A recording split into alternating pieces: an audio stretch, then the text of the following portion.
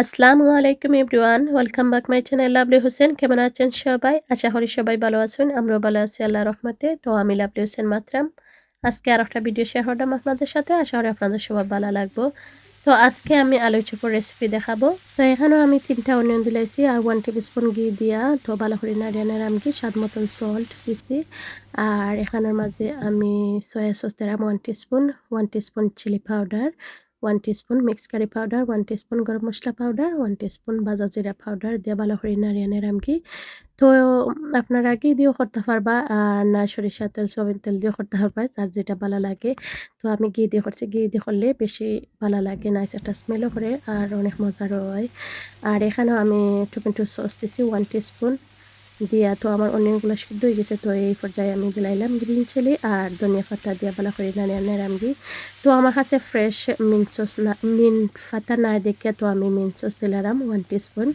তো দিয়া আবার ভালো করে নাড়মু। তারপরে এখানে মাঝে আমি লেবু দিলাইমু 1 টুকরা রে, পুরো যে টুকরা লইমু পুরা টুকরা রস দিয়া তো আবার ভালো করে নাড়িয়ে নিমু। তো আপনারা চাইলে ওরকম করে একবার ট্রাই করে দেখতে পারেন, অনেক মজার হয়। আর তো এখানেও আমি জালটা একটু কম দিছি, তো বাচ্চারা খাইবা দেখে তো বেশি একটা জাল দিছি না। আপনারা চাইলে আরও একটু গ্রিন চিলি আর চিলি পাউডার দিতে পারবা, এটা আরও বেশি ভালো লাগবো।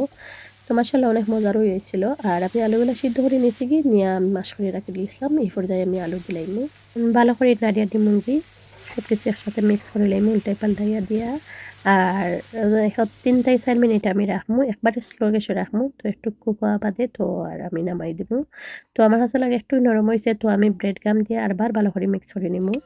তো আপনারা চাইলে ওরকম করে একবার ট্রাই করে দেখুন, যেন অনেক মজার হয় এই আলুর চপটা। আর অনেক সুন্দর করে হয়েছিল আর অনেক মজারও হয়েছিল, বাচ্চারা ভালো খাইছেন। আর জাল একটু কম দেওয়ায় তারা বেশি ভালো খাইছেন।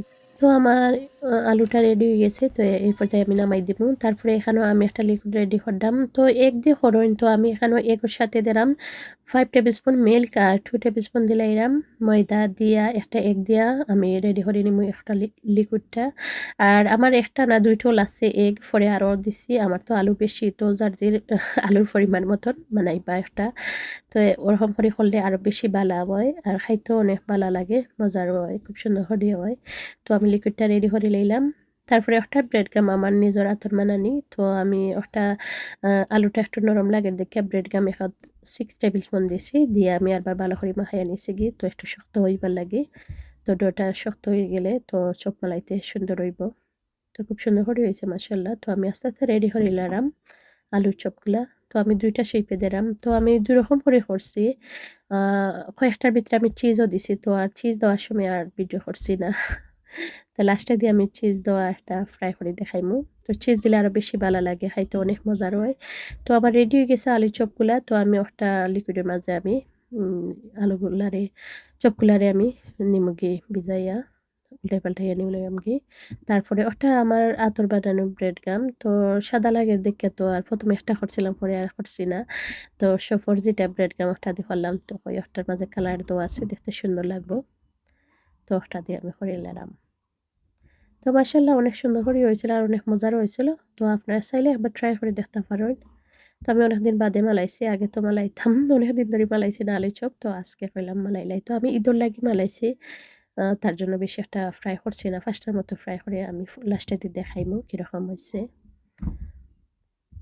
তো আমার বাচ্চারা লাগারমো তারা প্লে করে হলিডে, স্কুল হলিডে দেখিয়া গড় সবাই। তো একটু শব্দও না যার, কিচ্ছু মনে করবা না। তো আমার আলু চপগুলা রেডি হয়ে গেছে।